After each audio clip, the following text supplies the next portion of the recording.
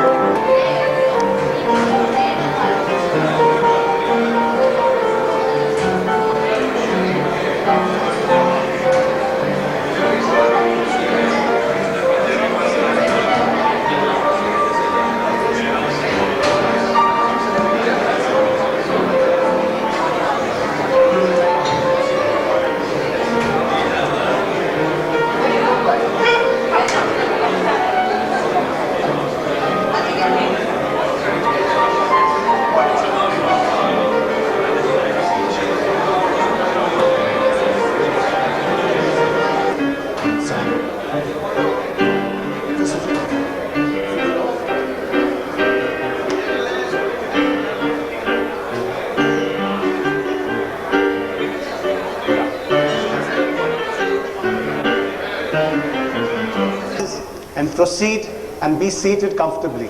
And we'll soon start the session in the next 5 minutes.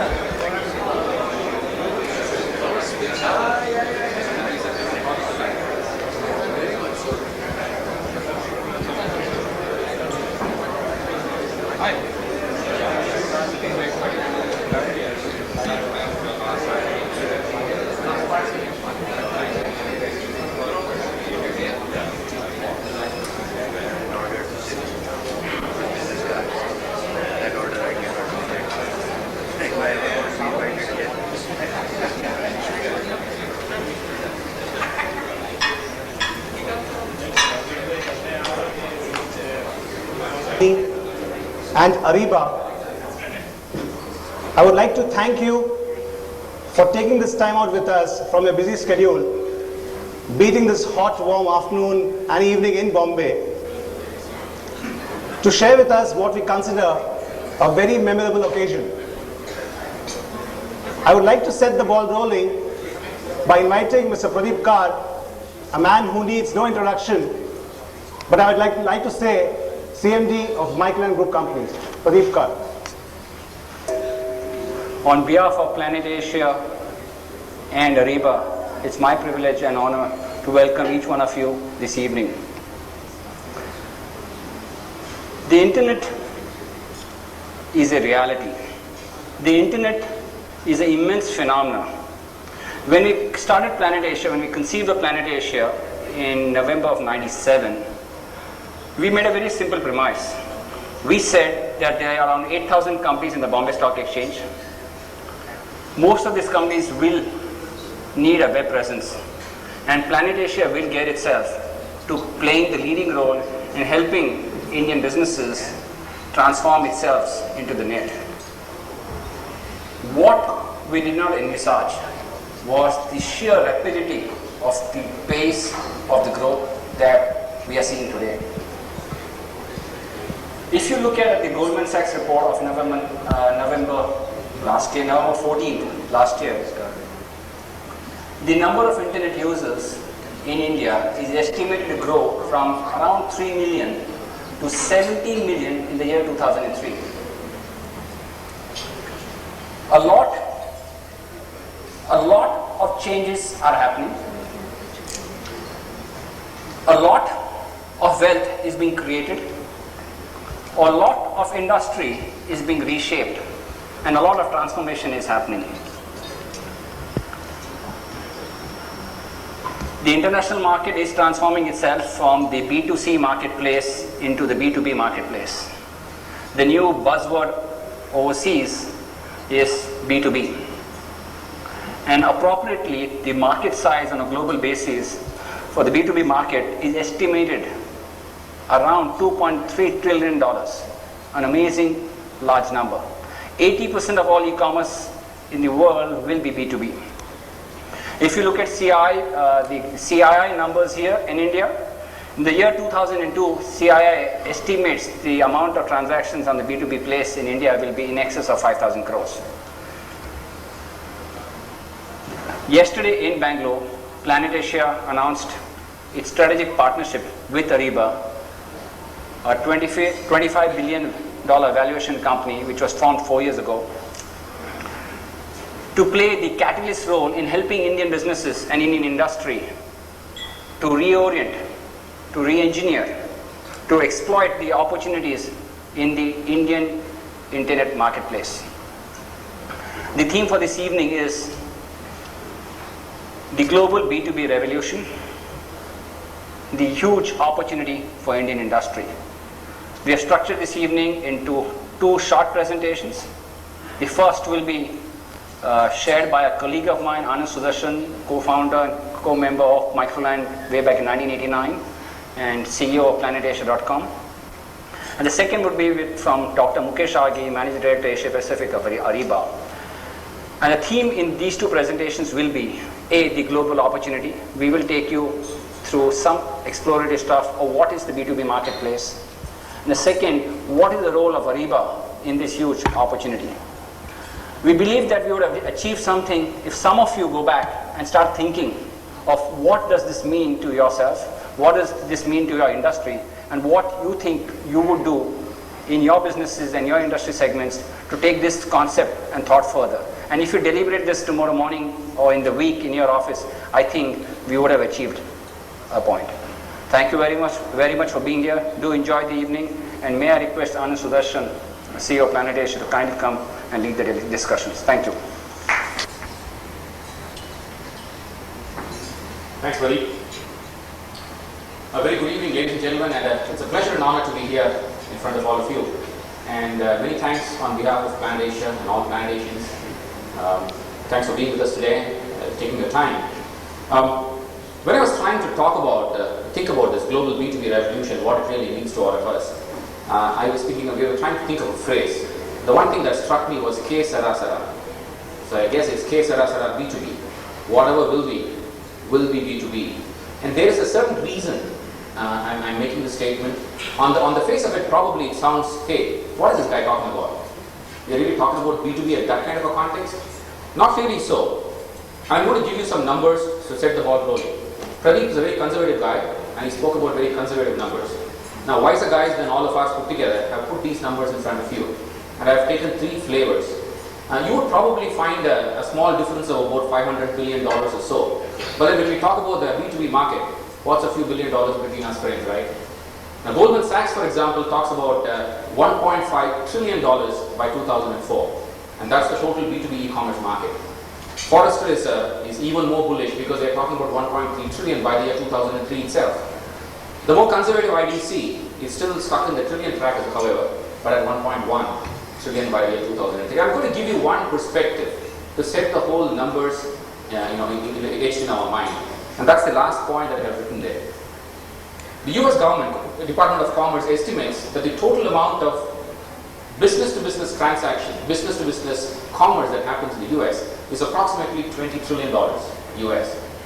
Now if you knock away $9 trillion of GDP of US, which is, you can assume is the total production that comes out, there is $11 trillion difference, $11 trillion difference, which is the total sales across companies, which it means that this is the total value of transfer of goods and services right across, right?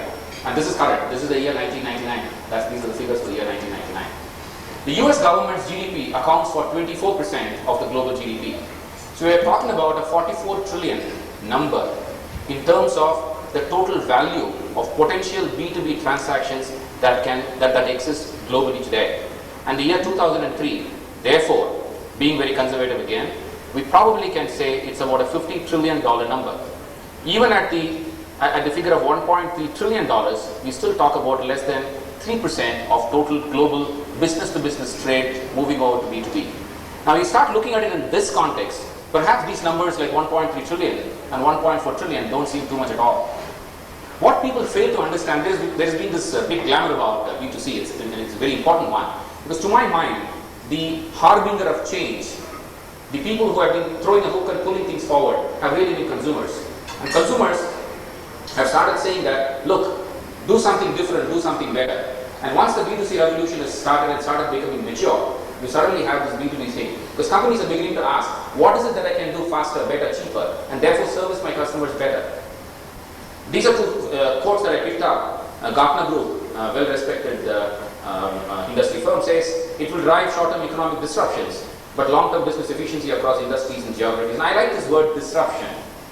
To my mind, there are three kinds of disruptions that we need to have all the time. First is a disruption in our own thinking, the style of thinking that has ossified our way of working for so many years. And I take the liberty to share this with all of you, because to my mind, if that change can happen very quickly in our own minds, things can start happening externally as well. Number one. Number two, disruption, because disruption in global economic scenario, I think is going to benefit countries like India. Organizations such as ourselves working out of countries like India, because in disruption lies an opportunity. And third, with the new wave of people and thinking coming in, disruption gives an opportunity for us to build in some fundamental change. Every which way that we look at, if you can fundamentally change the way companies conduct business within themselves and across the globe, I think we have set the standards for a change that can be permanent. I talked about the business-to-consumer boom. Is it really bigger than the business-to-consumer boom? When we talk about a $50 trillion marketplace, I suspect that it's a little bigger than the consumer boom. It's a lot bigger actually than the consumer boom. And if you look at the rapidity of acceptance of B2C in the US context, where today you probably have more than 50% of the households connected and actually doing deals, doing transactions in the net. And you also look at quickness of adoption of technology in businesses, which has always been faster. I submit in front of all of you that when accepted, when adopted and adapted, business to business is going to make a far more significant and faster change than any of us can ever predict. What are the factors therefore driving B2B commerce? I picked up these 7. Increasing competition and globalization. We all talk about, act global and all, act local, think global and all of that. Globalization is a word that has been used from politicians down to, I think, banwalas. And everybody is suddenly talking in terms of globalization being the new mantra. I'm not sure whether Bill Clinton would have had a reception that he had, if not the imbibing of this mantra for globalization over the last few years in India. Growing interactivity, people are talking to each other, interacting with each other even more. And the internet, more than anything else, has built a platform for this interactivity across people. Financial opportunity, valuations. In this August gathering here, there are quite a few friends that I met from the investment banking community. I like them a lot because they have worked very hard at ensuring, values have got transcended to valuation. And the valuations are going up all the time. I love it. Because to my mind, the fact that there is an opportunity and there is a valuation that is staring at us in front of our face is, to my mind, a very strong foundation for the fact that we need to look at things like B2B a lot more seriously. Efficiencies and cost savings, who can say no to that? When you look at the factors that are pushing us, the faster time to market, increased efficiencies, looking at efficiencies and methods to increase it and save costs is something that is in front of all of us every day. Enhanced market and customer reach. Again, when you talk about global, when you start looking at the global marketplaces, When a company out of India in the software space can command valuations in excess of 45 billion, when there are statements that more than 30% of all businesses that are started out of the Silicon Valley are people from India, you suddenly find that every market has been, within reach for a lot of people, for Indians, for others. So this enhanced market and consumer reach, customer reach, is going to make a lot of difference. Real-time needs. The world is now 24 hours. The day is 24 hours. Movements are begun to happen towards looking at life not from a 9 to 6 perspective, but that's something which is very, very different. So real-time needs. Regulatory and taxation issues, WTO and all of that, starting to even out things. The undulations that have always governed businesses, which people have arbitraged upon for successful trade across, are being smoothened out. And once they start getting smoothened out, and if you look at it juxtaposed with the fact that there is a global market there out in front of all of us, you suddenly find that probably the same grades that we are producing today can reach out to different markets. You can do things differently, and you can also do different things. It sets a completely different paradigm in front of us. To our mind in Planetasia, this is the paradigm, this is the B2B continuum. Moving from the sell side, and that's something that we have all been fairly aware of. We talked about extranets, we talked about several other things, right across to exchange in the buy side. That really spreads the continuum right across. And combined with back-end applications like ERP, MIS, workflow processes, and so on and so forth, which define the back-end, and connectivity with third-party applications, including connectivity with banking systems, logistics, credit, and so on and so forth. This really defines the entire continuum of B2B. And if you look at it very carefully, this is absolutely no different from the way we run businesses today. There's absolutely no difference at all. We have a sell side, which takes care of the market, the demand side. We have a buy side, which takes care of buying stuff. We have automation out there in organizations. Many of us here, I'm sure, have implemented ERP in other systems. We all have dealings with third parties. There are people who take care of logistics. We deal with banks, I guess, on a daily basis. So to my mind, if you look at carefully, this continuum is no different from what's existing in real life. There are three changes, however.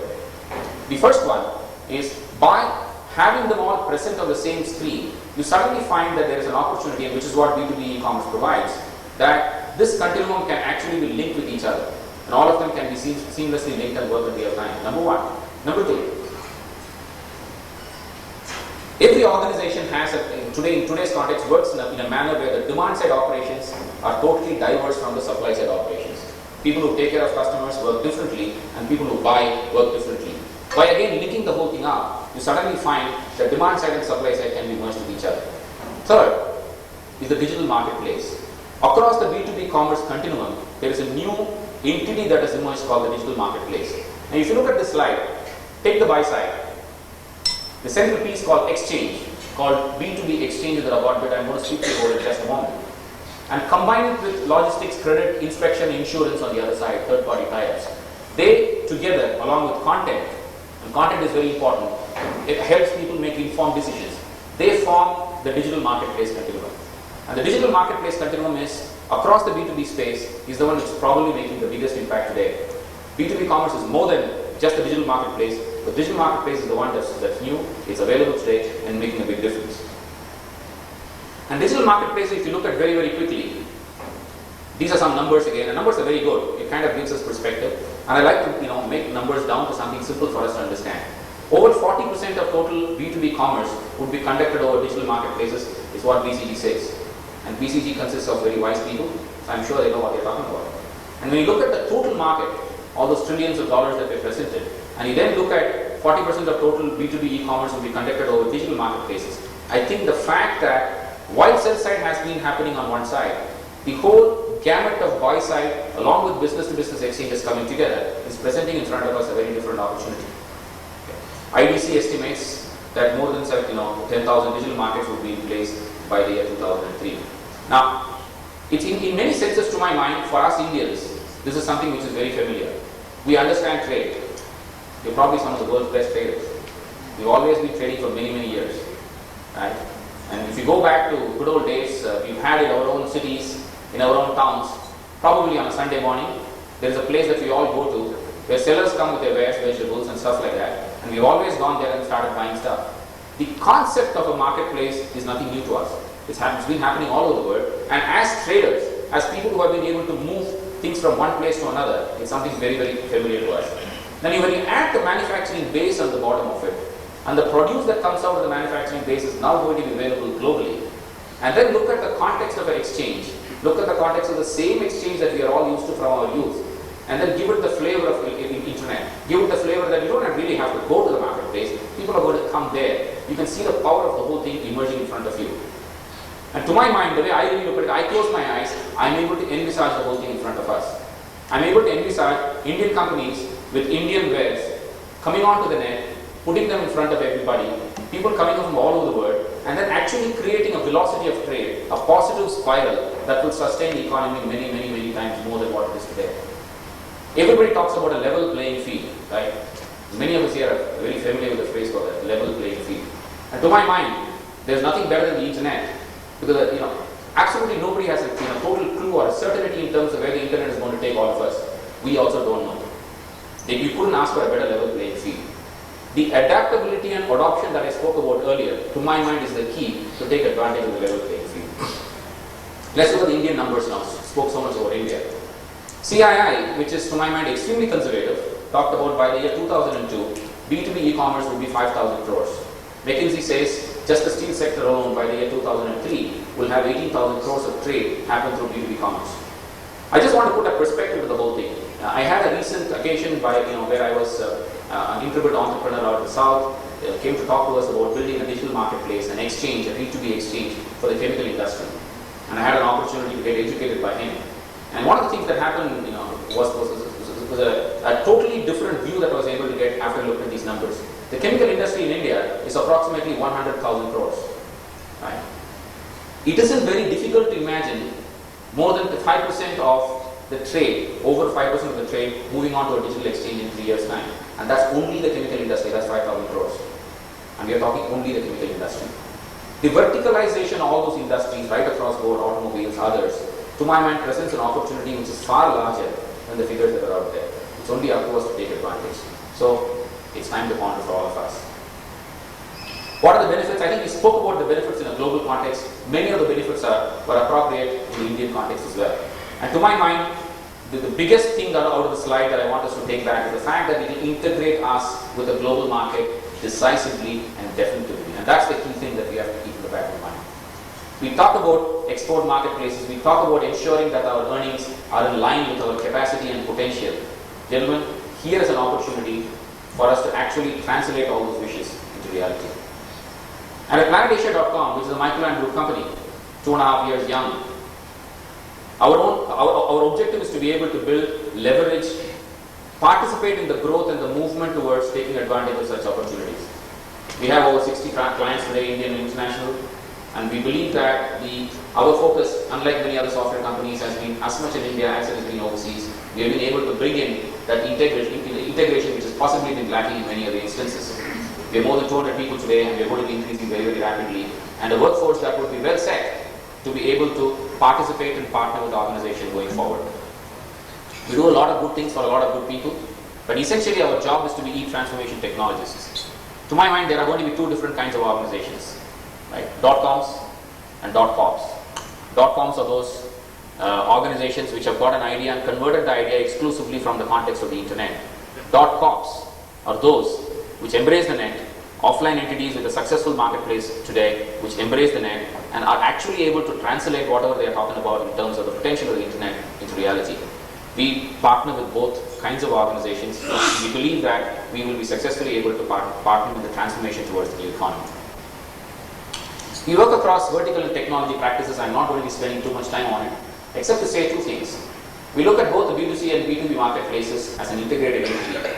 And across this integrated entity, we offer 4 disciplines, right across web strategy consulting, user experience design, application architecture, and looking at something called aftermarkets, a totally new way to look at the marketplace. And to our mind, putting the whole thing together, knitting the whole thing together is a blueprint which can be available for organizations to partner with. We look at a life cycle engagement model. I keep using this example whenever I get an opportunity, and I'm not going to let go of one now. I don't know how many of you have seen the movie Matrix. There is a scene where the hero puts his finger inside something, and there is a silvery thing that kind of rushes right across and encompasses him. The only unfortunate thing is it almost goes into convergence because of that. To my mind, the internet is precisely that. You put your finger into it, it's pretty much going to, completely and totally envelop you. The choice is with us whether we want to get into conversions or to ensure that we are able to take advantages and go ahead. To my mind, here the opportunity in front of us in the B2B space is significantly more penetrating than what we had as far as B2C is concerned. We have already been successful. The strategic partnership with Ariba is up and running. Ariba is the global leader, an undoubted global leader in this space. In a short span of 4 years, they have been able to move the market. The buy side, for example, the e-procurement is virtually invented by Ariba, and I think Mukesh is going to speak about it down the line. And in the context of the relationship, which is less than a few weeks old, we are actually deploying 3 global digital marketplaces. There are more in the pipeline. There are conversations on with more than 2,000 Indian companies already, and we passionately believe that this has set the trend for the future. The relationship is that of a meeting of mind of 2 leaders. We have a trained professional workforce which is going to assist and take advantage of opportunities globally, but will be able to leave a decisive mark as far as the Indian industry is concerned, whose intrepidity in terms of looking at the marketplace and moving very, very quickly is, to my mind, a classic example of the manner in which this space can be looked at. Here is an Indian working out of Singapore, very quickly moving into the tire industry space globally and taking advantage of the alliance between Planetasia and Ariba. I love quotes actually. I thought I'll end the presentation with one. And this is something that I really like from Bernard Shaw, a person whom I very like very much, by the way. Some men see things as they are and say why. We dream at Planetasia, we dream things that never were, and say why not. Thank you very much for being with us, ladies and gentlemen, and I look forward to a wonderful B2B enabled future. Thank you very much.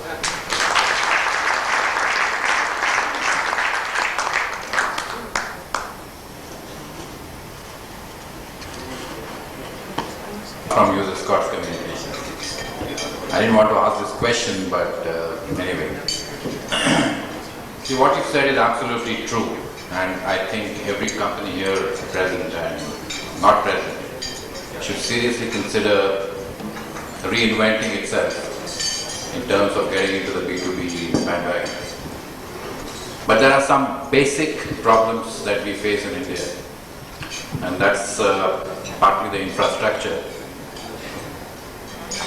What are you going to be doing about that in terms of the availability of bandwidth and the reliability of the bandwidth when it happens to be available in terms of as much as you want? In addition to you not wanting to ask the question, I wish you hadn't asked this question. But I think what we really intend doing as far as this is concerned, I think we will play the role of an enabler. If you really look at India, if there is a groundswell movement of demand from the industry, through some mysterious ways, blessed by the multitude of gods that we have, things suddenly seem to happen in the government. Now, we are not in the business of building infrastructure. People such as yourselves have been struggling for many years, I know that. And I believe that applications like B2B will provide that impetus, a little extra impetus which makes things happen. In the last 1 year, if you notice very carefully, suddenly the marketplace has changed. Government started rolling out the red carpet, and I believe that started happening because of the stock markets booming and valuations started going up, and the US marketplace suddenly beginning to look very bright for knowledge industries. Something similar to that is required to get the infrastructure piece up and running. Our job is to ensure to enthuse everybody here, so they go back, and if I may be permitted to use a slightly crude phrase, kick everybody into action and then make things happen over the future. I don't know if it's good enough, but surely we're going to try.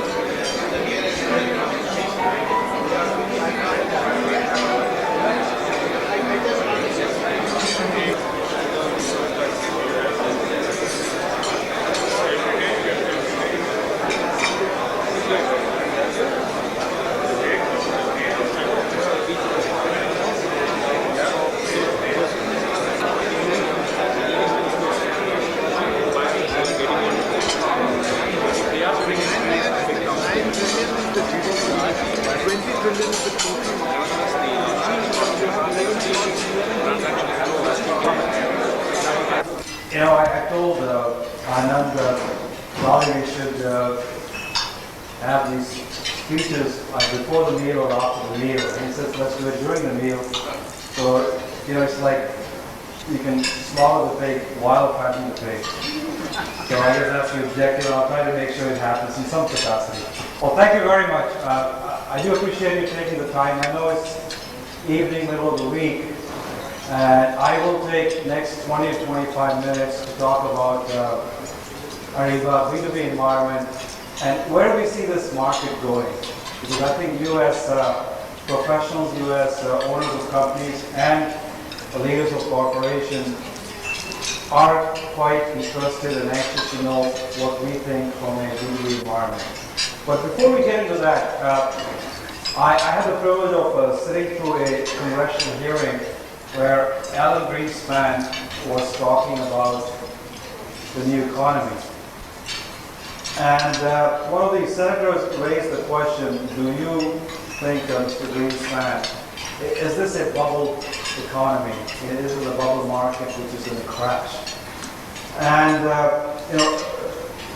Mr. Greenspan, he's pretty eloquent with his vocabulary. And, he said something which I didn't understand, none of them understood. But he made a very interesting statement, and he took us to an explanation of that statement. He said, what is happening today in the economy is an acceleration of innovation. This innovation is having a tremendous impact, and so one of the senators asked, define that for us, what is acceleration of innovation? And he took through an example. Almost 3 years ago, 4 years ago, in the U.S. economy, you had almost $1.5 trillion worth of capital, which was tied up on raw material, semi-finished good on the shop floor, distribution warehouses, or moving around. And what has happened is the acceleration of innovation has had an impact of that $1.5 trillion and has brought almost half of that amount into the economy. And that's one of the reasons, besides other reasons, the market is growing dramatically. And also, if you look at it, the cost of capital has come down, which is having an impact on the market itself. So I think setting that as a stage, if you look at B2B market, is expected to grow much, much faster than what we saw in B2C market. Anand mentioned several numbers, but the ratios I've seen is 10 to 1 in the next 3 years. The B2B market will be larger than B2C. And if you look at it from our perspective, the B2C game is over. I think what we're going to see in the next 6 to 12 months is going to be more of a convergence, merger, acquisition, B2C market, and there'll be a dominance. And if you look at, it's very interesting, in the internet game, it is the leaders who take the whole spoils. Look at Yahoo today, whose market cap is almost $90 billion. 3-4 years ago, it was the same as Excite. And now Excite is almost out of the game completely. If you look at eBay, the same thing. And we're going to witness the same thing in the B2B environment also. So I think keeping Ariba as a company has decided that it wants to be a technology provider, a technology platform into B2B market. And that's the reason, if you look at our alliance with HP, IBM, consulting companies like Pricewaterhouse, Anderson Consulting, we are becoming a neutral player providing the engine to B2B market itself. I don't know what the market closed last night, but it's between $25 to $30 billion as a company which went public almost 9 months ago. So we are on a fast track path itself. But coming back, we are leveraging this explosion in the e-commerce environment. And we expect, these are the numbers which were given by Gartner in January, that this market will be $7.2 trillion. And these numbers are so large, sometimes very, very hard to comprehend or attach ourselves to these numbers. But bringing to the Asian environment, we expect this to be $1 trillion market. And as far as and I'll talk about exchanges as we get into that, but it's interesting, Anand mentioned there'll be between 7,500 to 10,000 exchanges being set up. We expect around 2,000 in Asia. And out of 2,000, we expect between 100 and 150 being set up in India itself. Now, how many are going to succeed? That's a question mark which I don't think anybody can answer for the time being. But what is happening is the commerce itself is moving more and more into B2B environment. The whole concept of supply chain management, which is based on sequential movement of goods, will change. We feel that the long-term relationship between buyers and sellers, the partnership from the perspective of suppliers of goods and buying of goods will disintegrate dramatically. It will be more of a dynamic environment itself, where whoever can produce the right good at the right time, the right price, the right quality, will be able to deliver it. So I think there will be a profound change in this environment. And also it's going to have an impact on our environment. Look at how Ariba has positioned itself as a company. We have looked at the evolution of B2B market and then positioned the company itself. We did start basically from a procurement side. In fact, we have become a de facto standard in the e-procurement side. But in the last 4 months, the market has dramatically shifted into marketplaces, digital markets, net marketplaces, or whatever you want to call it, from a perspective of terminology. And if you look at our product ORMS, it is being used by 42% of the Fortune 100 companies. And we did implement successfully, and I think one of our success is Cisco, which has used technology to its advantage better than anybody else as a company itself. And it has leveraged Ariba from a procurement perspective very efficiently itself. And then we moved basically Ariba Network. And that's very interesting. I have to talk to you about that because we realize that every company has a brand. And every company's brand has certain value. And the objective is to take those companies' brand, work with them, and create a different value itself. Now, I can cite companies like American Express or Bank of America, whose announcement is coming this week, or Dell Computer, or Cargill, or Dell Corporation, where we have gone in and set up a separate company as a brand. And it's very interesting the impact it has on the parent company's market capitalization. In every incident, in every aspect, the market cap has gone up dramatically itself. So what we have done is once we create that brand, we hook it up to Ariba Network, where almost today it has almost $300 billion plus of spending power.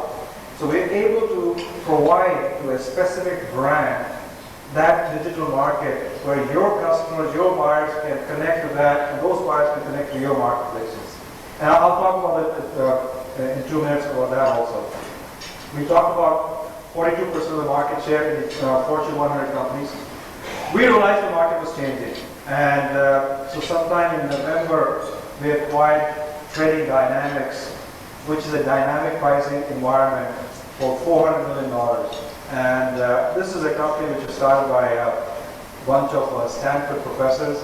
And it does almost 14 to 16 different gyration of auction capability. But the interesting thing behind it is the algorithm is so good. These two guys have been nominated for the Nobel Prize in Economics for this algorithm. Tradex is a company which is a market maker we acquired in December and paid almost $2 billion because we felt the market is moving in that environment very, very fast. And I think by the time this year is over, we feel that the whole environment is moving into a network services. And I'll explain to you that, what we mean by that as we get into this presentation itself. Let's talk about the marketplaces. What is happening is so many companies are realizing that you have to bring efficiency to your environment. And also you have to bring valuation to your entities in a B2B environment. So we are seeing almost in every aspect, suppliers, buyers, distributors, trade associations, you name it. All these companies are setting up marketplaces for themselves to meet the customer very effectively and efficiently itself. I'm going to just skip this chart because I was told I have only 25 minutes, so I'm going to move fast. The challenge today, what we are seeing, is not about saving money. That's all e-procurement was all about. The challenge is making money with the existing customer base itself. That is the fundamental challenge. If you look at companies like American Express, Dell, they are trying to connect the buyers and seller and leveraging on that environment itself. When we talk about the supply chain management, there is still a tremendous inefficiency. ERP, which was there for some time, was trying to fix the back office. It did not focus very much on dealing with their customers, with their buyers and sellers. And also the return on investment on an ERP model was very, very long term, if you ever did see a return on investment. Whereas today's return on investment is very, very high and very, very fast. In fact, I was talking to a gentleman from Sona Corporation who is in almost the same business as Dana Corporation, which is a $20 billion company in the first year auto part business. We went in and set up a procurement environment for them, and we got them up and running in 11 working days. That's what you call a cross of what you call the platform, the internet, the B2B internet being established, which will have a common community on the website, if you look at which is a community which has the end buyers. And there are fundamentally three broad categories we see. You have the large enterprises, which are buying. You have consortiums of companies. And we just, in December, we announced a deal with EDS. And EDS set up a company called Conext. And as you know, EDS also owns A.T. Kearney. A.T. Kearney today is the largest buyer of travel in the world. They have almost over $2 billion worth of buying power just in North America only. And they've taken that buying power and brought it into a company called Conext with EDX and brought to AribaNet. But look at the impact. Before the company was launched on January 5th, its market cap was already $1.5 billion. So what the challenge is bringing, what we call is a valuation, a higher valuation. And we can talk about it, is it real or not real at some stage, which I will talk tonight. But that's the challenge companies are facing. Then you have what we call as buying groups. These are basically groups which talk about A.T. Kearney itself.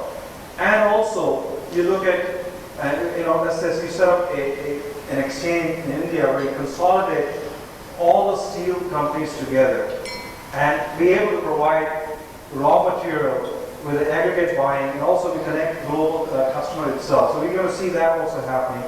And then you have commerce service provider. These are the common like banks, logistics, insurance companies, other companies which are playing the base role. So we see this in the next 2 years, the global B2B environment moving this platform. And if you go further down, what we see is the role where Ariba is going to play is more of a technology provider. That's the fundamental role we play, and that's the reason we are partnering with companies like Planetasia, because we don't have and we don't want to be in the business of providing services and also business of doing implementation itself. This is another perspective of the new economy we see happening in the next 2 years.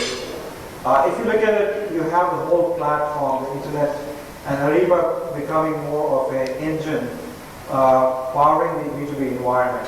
And we see all these trading exchanges being set up by large companies, by enterprises, taking advantage of B2B environment itself.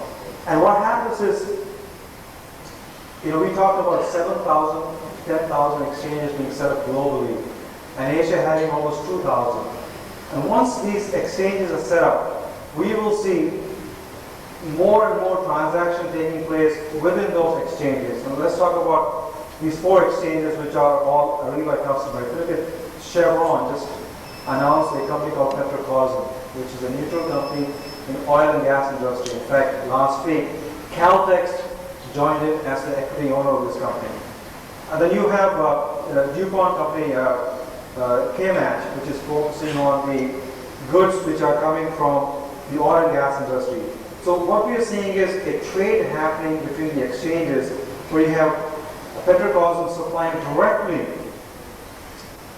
bulk goods directly to the exchanges set up by DuPont, and then moving directly from DuPont into a Chemtex, which provides life sciences goods itself to the laboratories in the US and global market, which will directly move with the Merck environment itself. So we're seeing what more of a, not only B2B environment, but moving from B2B into more of an exchange to exchange transaction taking place in the next 2 years itself. And the common service providers, the brick and mortars, will move into what we call click and mortars, where they will be able to provide broader services to their customers in a very efficient manner.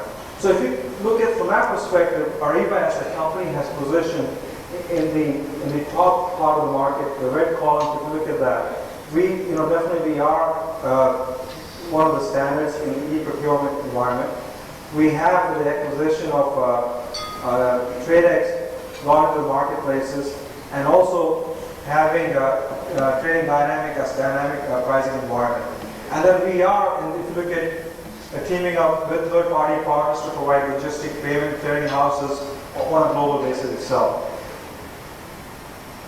A few people ask me, what is an exchange? And I thought I'll just take one chart and tell you that basically exchange is not just buying of goods and selling of goods. It goes much, much beyond that. It has three broad categories, which is commerce, content, and communication, which happens on an exchange. And we have community, which will get up in the morning, which is dealing, let's say, entire industry, who would like to know what is the trend, technology, keynote speakers coming to this exchange and talking about it. Having a common newspaper coming in the morning, looking at the trends in the rubber industry, how it's going to impact my business itself. That is the trend we are seeing happening in the exchange itself. And then if you look at it from a marketplace platform, you can divide it from a administrative perspective, market mechanism. It's very interesting. If you look at marketplace management, permission management, that is the internal process, the procurement process. What is my limitation? It's all automated, which is tied to an exchange itself. If you look at for pricing and sourcing, it's dynamic pricing. We bring in our trading dynamic products and focus on that environment itself. So I think it is a rather complex environment. And the issue is, and the challenge is, how do you basically adopt that and bring it to your customers and suppliers? And I talked about this, that content, community, and commerce is the key thing in the three broad categories of an exchange itself. I'm just going to move fast on this because this gives you more of a view from a supplier perspective of an exchange and also from a buyer perspective. And you can set up a lot of firewalls as you go into details of this thing. But look at on a partner side, we have set up, because the market is growing very, very fast for us. And I said earlier, we're growing almost 200% on a quarter basis. And so we are leveraging partners. Intel, Microsoft, we just announced our relationship with IBM, where IBM has taken all its intellectual assets, internal intellectual assets, in e-procurement environment, has transferred to Ariba. It will use Ariba as internal standard, plus market to its customer on a global basis itself. These are some of the e-procurement customers that we have, all the way from large companies like Alcoa, Honda, Day Telecom in Korea, Motorola, Sony. So, what we are seeing is our initial focus was Fortune 1000 companies. Now the whole thing is moving to global 10,000 companies. And you will see Ariba very strongly coming in partnership with Planetasia and India itself. And what is happening is these companies are taking advantage of e-procurement. But here the whole ball game was about saving money. Now the companies are saying, that's a given. I need to focus more on about making money. So we are connecting all these companies on a global basis, which has a spending of over $300 billion. And this is growing on a daily basis on a global network, while maintaining our customers' brand equity on a very, very strong basis. So what's happening is, for example, as I said, IBM, as a company, it has set up a separate company to go after this market.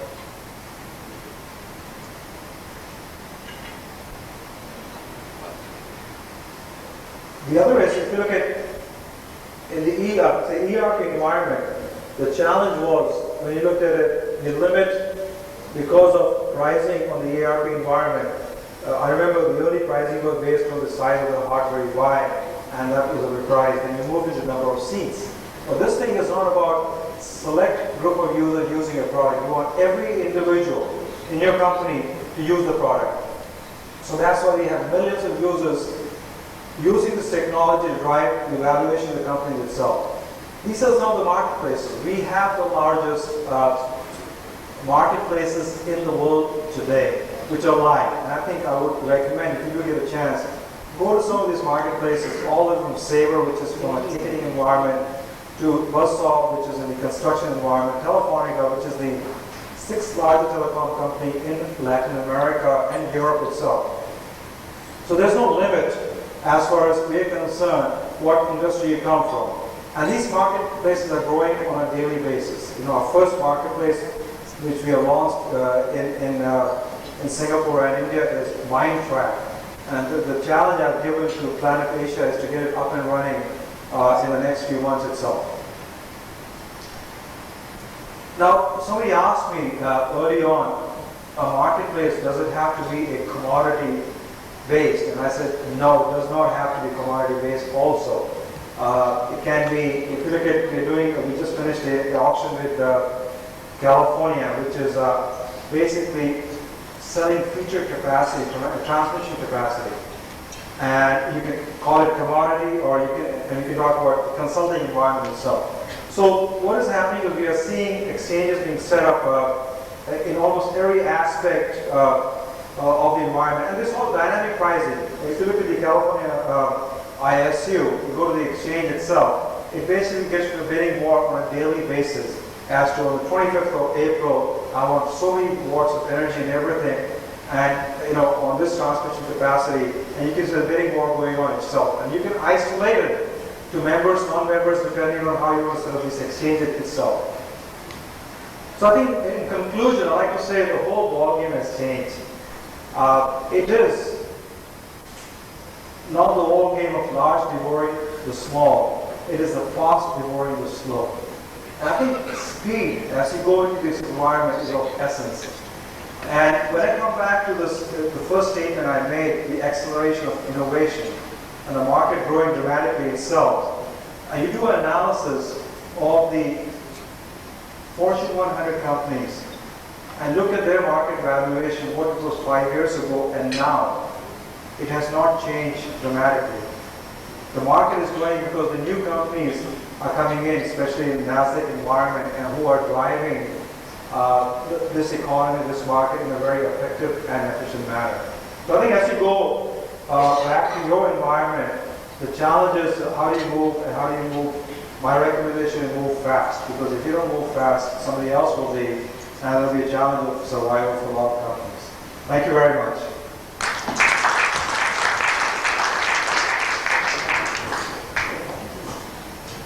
I was asked when I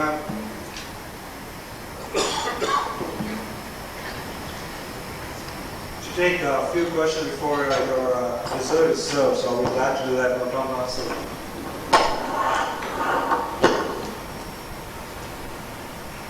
Yes, Sashi.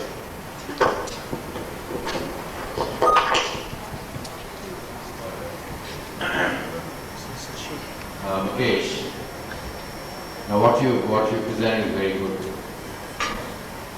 But I think the conditions in India are quite different. Still, remember we've had almost 50 years of a closed economy, and creation of wealth and making profits were backwards, right? We're slowly getting out of that, that shell. And typically you can visualize the kind of problems a lot of companies have in terms of systematizing the working of the corporation, take advantage of some of the tools. Now it would be helpful if you can tell us or share with us something that you know can actually, let's say, start working in India, Indian companies from day one. You took an example of some job you did in 11 days in the US. Now, how many days do you think it will take in India for a company to get all the advantages and benefits? Yeah, Shashi has a habit of asking tough questions.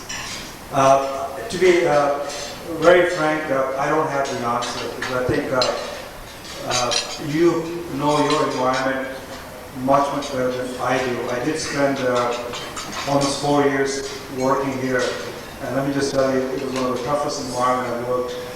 And I worked in 19 different countries. But you know, let me also add to that the entrepreneurship of the Indian environment and the ingenuity of the Indian environment. Nobody can beat it. And it is very much visible. Somebody made a statement which is true. 30% of the companies in the Silicon Valley are being started by Indians. So I think the challenge is it 11 days or 110 days? To me, that's not the challenge. The challenge is bringing transparency to the environment. Because the whole thing is based on transparency. And that's going to be a very big challenge for companies itself. Can it be done? Yes. And I think if you look at what we're doing with Mindtrack, and that will be a living testimony to us if we can make that a success or not. And in the last 60 days, what we have seen, it has moved very, very effectively. It is doable. It's going to be an uphill battle. And if you don't do it, you'll be left behind. There's no choice also. So, and you know, organizations like yours, you raise the issue of bandwidth. I think you guys have done a tremendous job. I mean, say, the way companies are able to get bandwidth on your systems, on your environment for the challenge which got overcome in the last 5 years. How many companies would have been able to afford that 5 years ago? But now almost every second company I know is using that. So I think it's up to us.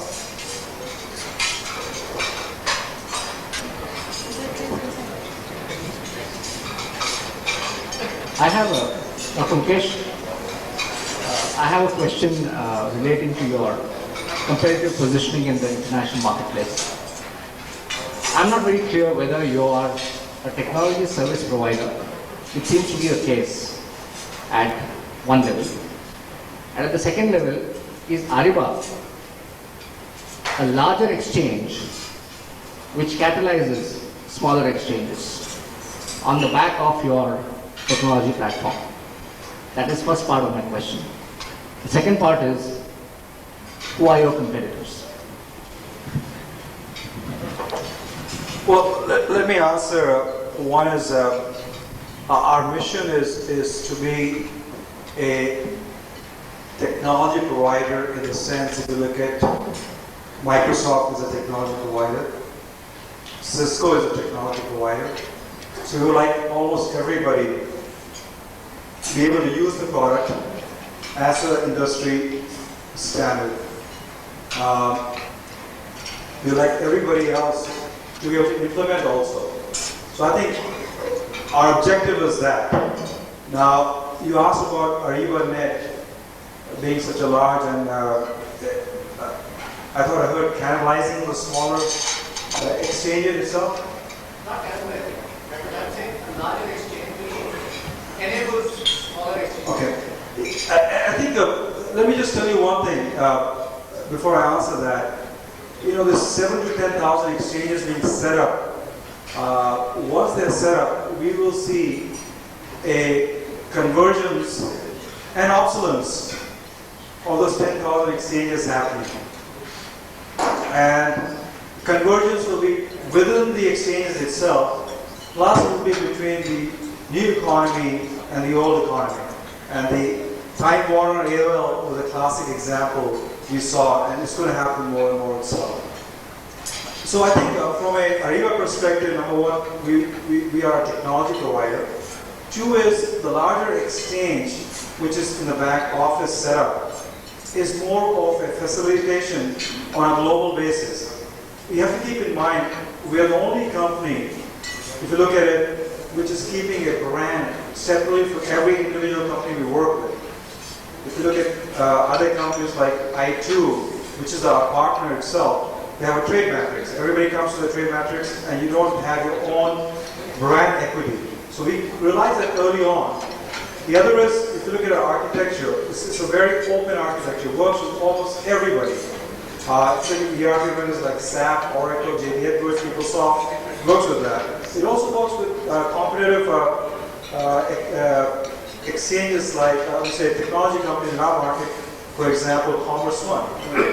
In the GM example, GM uses Ariba as the de facto standard in e-procurement, but it has decided to use Commerce One as an exchange, and they work openly together.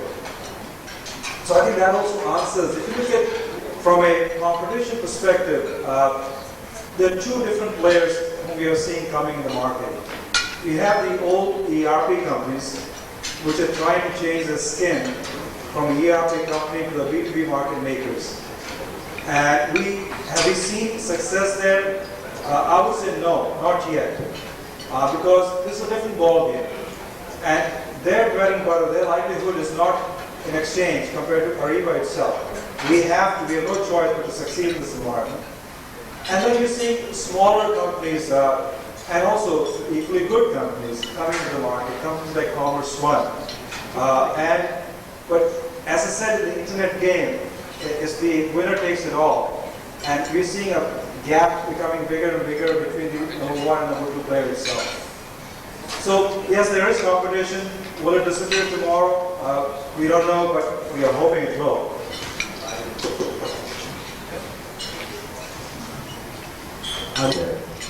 I have a very down-to-earth question. It's something to do with the people that we have here in our organizations. Much is talked about the back ends, the front ends, and the mid ends and things like that, with lots of technology enabling solutions.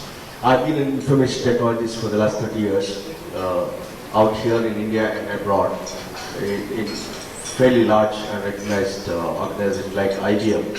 But out here, I somehow felt the fundamental problems would be threefolds. One is, as everyone talked about, the customer-centric kind of a focus.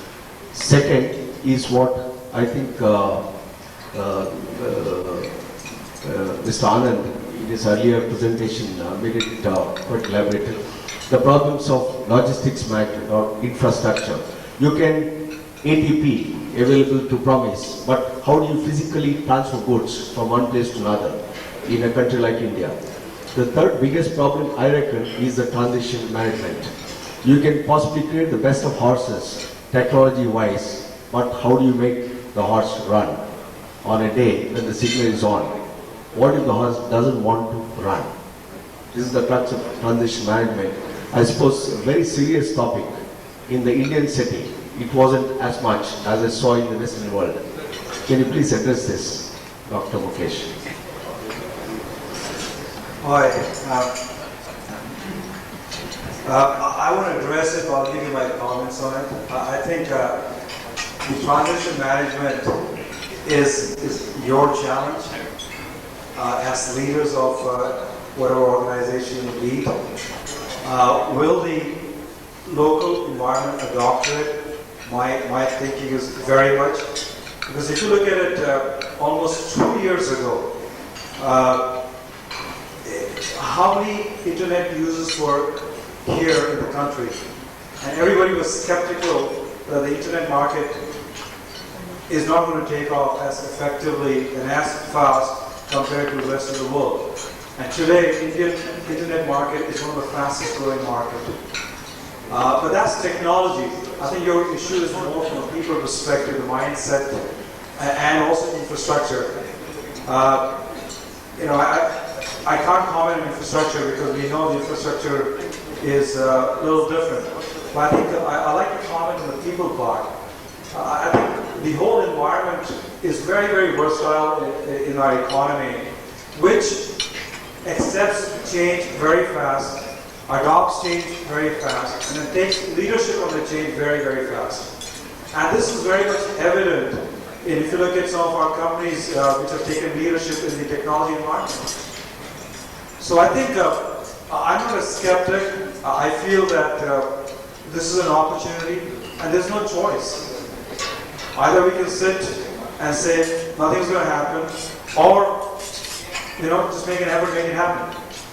So I think I'm more optimistic. I think things will happen in a positive manner itself. Could you start again? I think we can hear you. Continuing on what you really deliberated, it was fine. I only wish to see a day when the likes of information technology, skilled, genius people from the IITs, I also belong to IIT at one time, would migrate backwards to India and start practicing thought in a country like this. I suppose the opportunities are there. I don't need to have an answer for this. Straight away.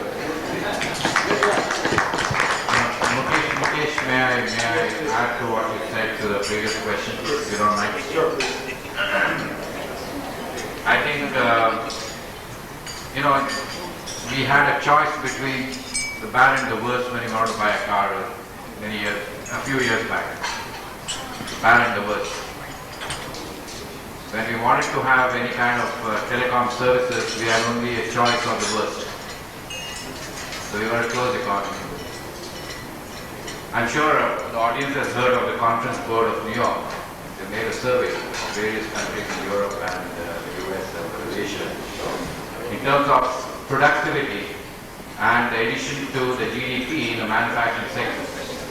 If US is 100, we are 7. We are slightly better than Bangladesh, but worse than Pakistan. Now, I think these kind of tools obviously have a tremendous relevance to our country. So if we don't catch up and catch up fast in this so-called globalization, we're going to be dead. We can't worry about everybody else. We've got to worry about ourselves as a company or organization. So I think the question is not when, the question is not if, the question is when do we get into these kind of markets. I think we have a Hobson's choice. That's great. Great. Okay.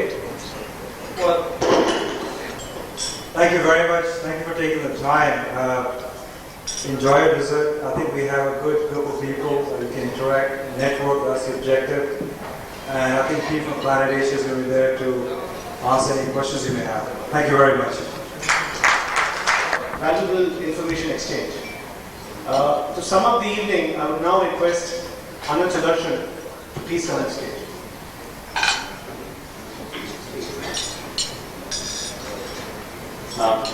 Thanks, Mukesh. I thought we were getting our thanks beaten off only in cricket and hockey with Pakistan. Thanks to actually realize there are a few other things we have made as well. It kind of sets us a goal in front of us, doesn't it? Somebody very early in my life taught me something. There are 3 kinds of people. There are 3 kinds of people. One set of people who make things happen. A second set of people who watch things happening. And a third, set who wonder what's happening. For 50 long years and more, we were cocooned in an opaque chamber, forced to wonder what was happening outside. Thanks to a lot of us in the government, I think we're finally out of that blues. We are in a situation today when we can start actually making things happen. But in the sudden transition, I think there is one fundamental need that is required.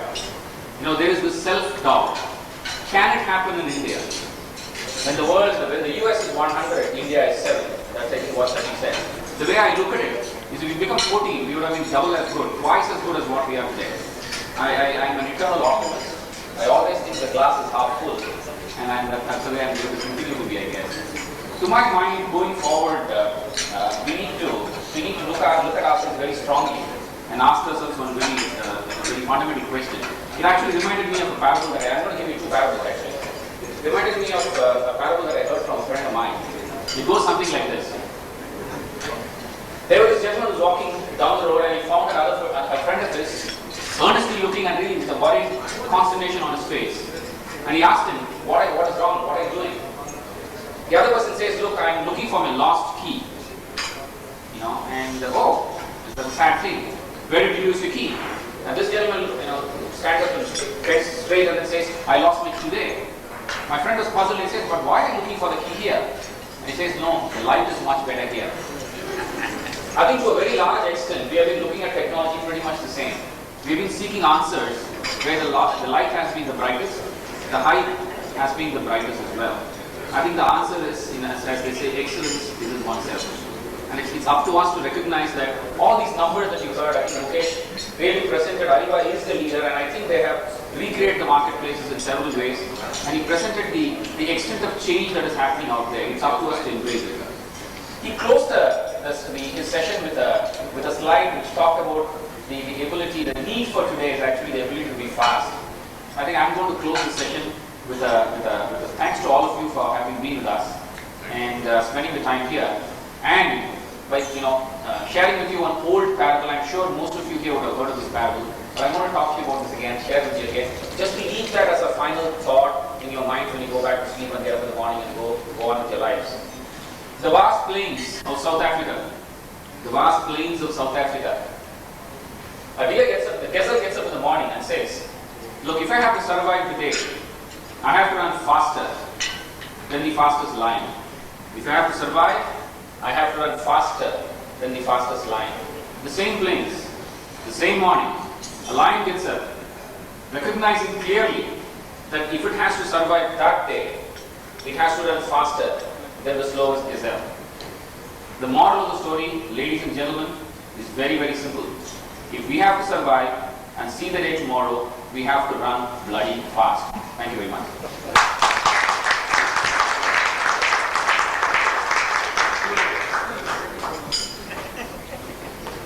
Anand, let's run.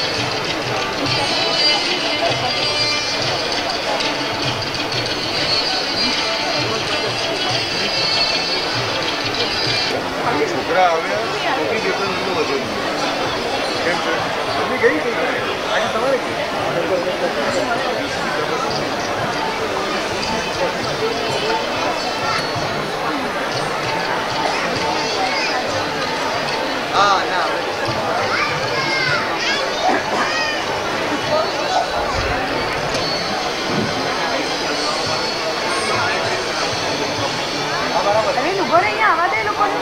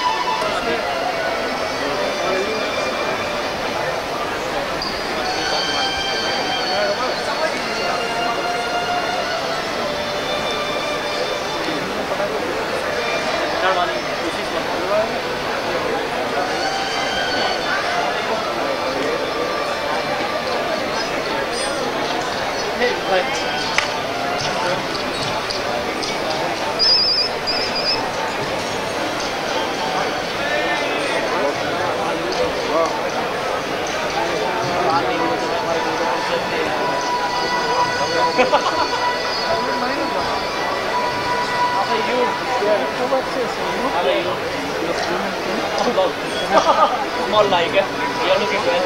Hello, how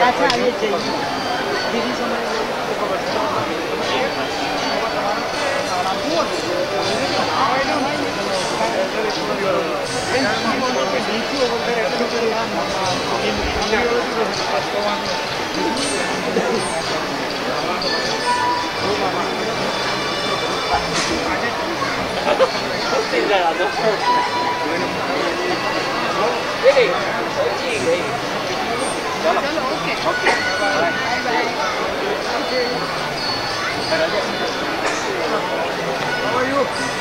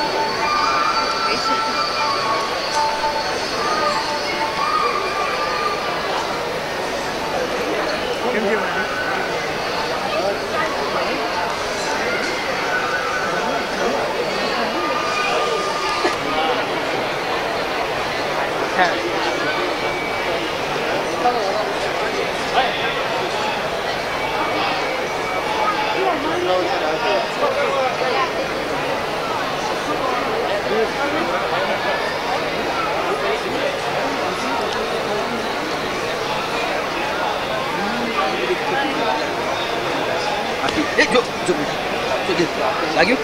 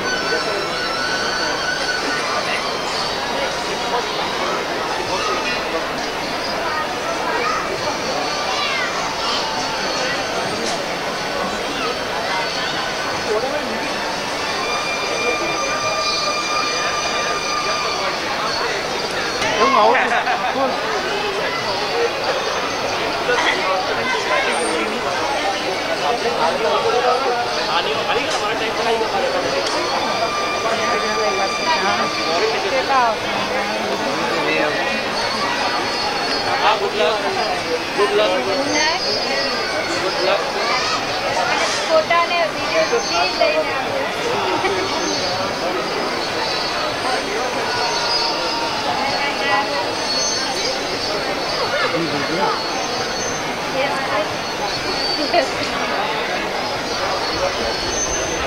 Thank you, Admin.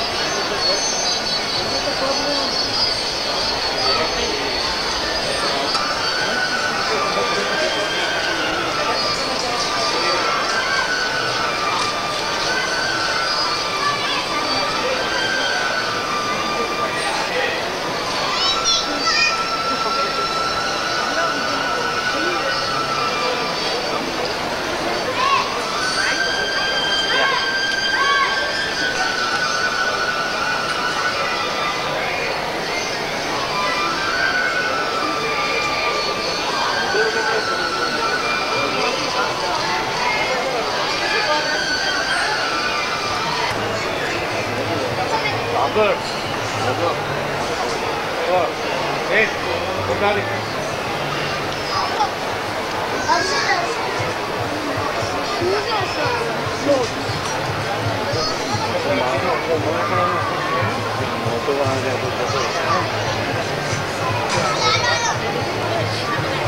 Apa dia foto mana? Tadi betul kan?